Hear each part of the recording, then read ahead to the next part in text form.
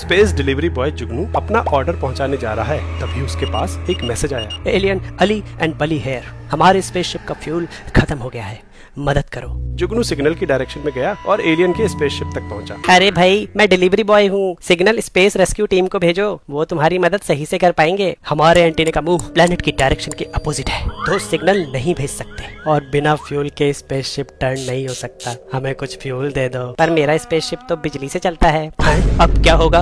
हम यहीं मरेंगे लगता है, मुझे कुछ सोचने दो। जुगनू सोच ही रहा था कि उसकी नजर एलियंस की घूमने वाली कुर्सी पे गई। आइडिया, यहाँ एंगुलर मोमेंटम का इस्तेमाल कर सकते हैं। जैसे किसी बॉडी के स्ट्रेट लाइन में मूव करने पे उसके पास एक लीनियर मोमेंटम होता है, वैसे ही किसी बॉडी के रोटेट करने पे उसके पास एंगुलर मोमेंटम होता है, और ये एक कंजर्व क्वांटिटी होती है। यानी जब तक बॉडी पे कोई एक्सटर्नल टॉर्क ना लगे तब तक ये चेंज नहीं होता, और इसी लॉ को कंजर्वेशन ऑफ एंगुलर मोमेंटम बोलते हैं। अभी स्पेसशिप रोटेट नहीं कर रहा है, यानी इसका एंगुलर मोमेंटम 0 है, और ये बिना किसी एक्सटर्नल टॉर्क के चेंज नहीं होगा। तुम्हें यहाँ अपना स्पेसशिप क्लॉकवाइज डायरेक्शन में घुमाना है। अगर तुम अपनी कुर्सी को एंटी क्लॉकवाइज डायरेक्शन में घुमाओ तो काम बन सकता है। कुर्सी के घूमने की वजह से उसके पास एक एंगुलर मोमेंटम आ जाएगा। क्योंकि पूरे सिस्टम यानी कि स्पेसशिप का एंगुलर मोमेंटम 0 होना चाहिए, तो कुर्सी के एंगुलर मोमेंटम को कैंसिल करने के लिए किसी और चीज को उल्टी डायरेक्शन में घूमना पड़ेगा, जो कि यहाँ पे तुम्हारा स्पेसशिप खुद होगा। कंजर्वेशन ऑफ एंगुलर मोमेंटम तो समझ गए, लेकिन एक डाउट है, स्पेसशिप को घुमाने के लिए टॉर्क आया कहाँ से? कुर्सी को रोटेट करने के लिए तुम्हें स्पेसशिप की फ्लोर के फ्रिक्शन से टॉर्क मिलेगा। न्यूटन के थर्ड लॉ के हिसाब से